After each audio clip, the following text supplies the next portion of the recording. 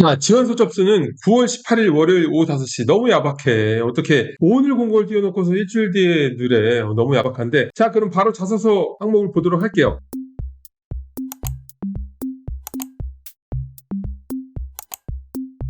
자, 일단은 제가 삼성물산 패션 관련된 공고를 가지고 왔는데 어차피 1, 2, 3번은 똑같습니다. 삼성물산이 아니라 삼성전자, 디스플레이 다 똑같고요. 1번 항목은 본인이 생각하는 계열사에 지원한 이유와 입사 후 회사에서 이루고 싶은 꿈을 기술하는 항목인데요. 700자예요. 결국에는 지원 동기하고 입사 후 포부를 적는 항목이겠죠. 700자 기준으로 지원 동기하고 입사 후 포부를 작성할 때는 지원 동기에는 기업 관련 동기 부분을 작성하고 입사 후 포부를 소제목으로 구분해서 붙여넣는 게 효과적입니다. 기업 관련 지원 동기는 지원자로서 프라이드를 가질 만한 내용을 진정성 있게 작성해야 돼요. 그런데 학생들 중에서 굉장히 유니크한 기사를 찾아오는 친구들이 있어요. 뭐 유니크한 기사를 찾아오는 의미는 알겠어요. 내가 이렇게 어려운 남들 모르는 것까지 알 정도로 관심도가 있다 라는 생각을 할 수도 있는데, 여러분 지금 항목이 특별한 기사 찾기인가요? 아니면은 지원 동기인가요? 그런 특별한 말도 안 되는 사람들도 잘 모르는 부분 때문에 내가 이 회사를 가고 싶다, 이건 말이 안 되죠. 그렇기 때문에 여러분들은 지원자로서 프라이드를 가질 만한 내용을 진정성 있게 작성하는 게 맞고요. 그런 부분들은 일반적으로 홈페이지에 있어요. 그리고 기사를 서칭할 때는 성장, 비전, 최초, 최고, 도전 등의 키워드로 서칭하면 효과적인 재료를 찾을 수가 있습니다. 제가 지원 동기에 대해서 완벽하게 적는 방법은 정리를 해놨거든요. 유튜브에도 있고 블로그에도 있어요. 그러니까 찾아서 참고하시면 굉장히 큰 도움이 될 수 있고요. 그리고 이제 입사 후보, 입사 후보 같은 경우에는 직무 중심에 명확한 커리어 플랜을 구체적으로 기술해야 돼요. 입사 후보도 대부분의 학생들이 완전히 잘못 적고 있어요. 단순한 마인드적인 포인트에서 열정을 다한다, 기존 문서를 활용하고 선배님의 말씀을 잘 듣겠다라는 식으로 작성하는 분들이 많은데, 본인이 채용 담당자 입장에서 생각해보면은 사실은 이런 자소서들은 읽을 이유가 아무 이유도 없어요. 전혀 포인트가 보이지 않는 자소서가 될 거고요. 입사 후보는 여러분들의 직무 관련 단계적인 커리어 향상이 기업의 성장에 도움이 된다는 방향으로 풀어내면 되는데, 구체적인 워딩으로 여러분들의 직무 관련 관심도를 어필을 충분히 해야 합니다. 그럴 수 있는 기회예요. 마인드적인 걸 적는 게 아니야.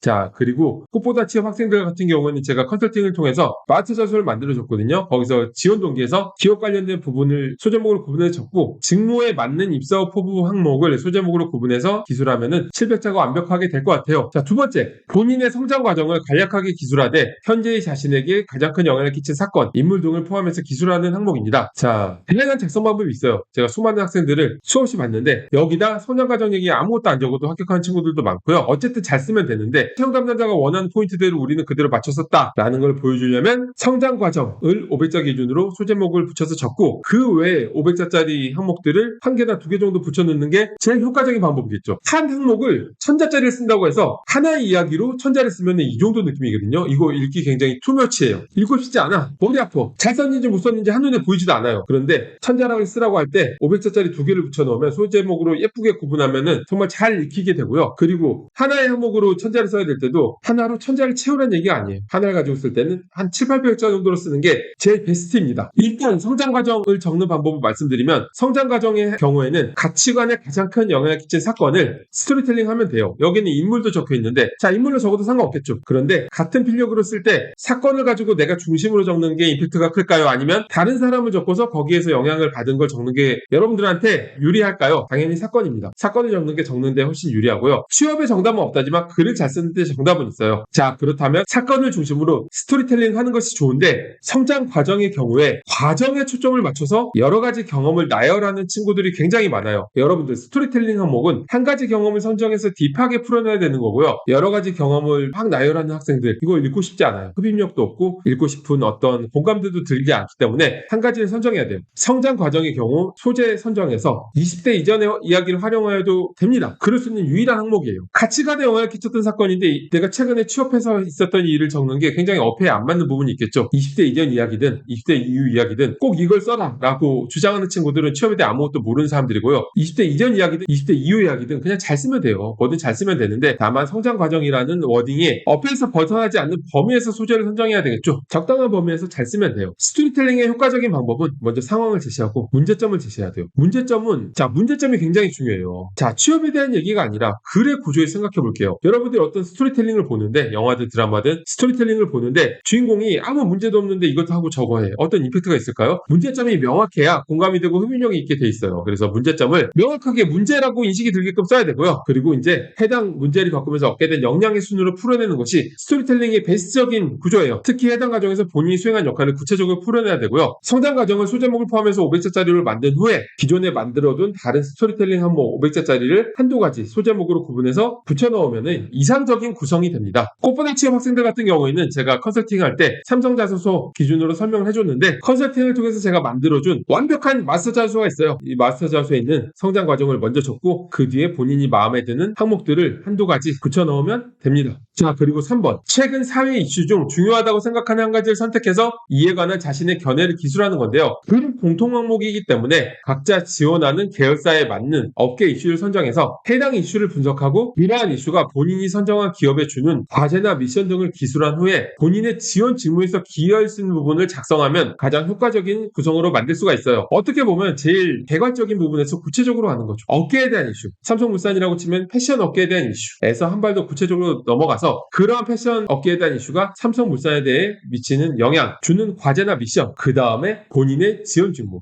VMD, 상품 기획 이런 직무에서 기여할 수 있을 만한 부분을 작성하면 가장 효과적인 구성이 되겠죠.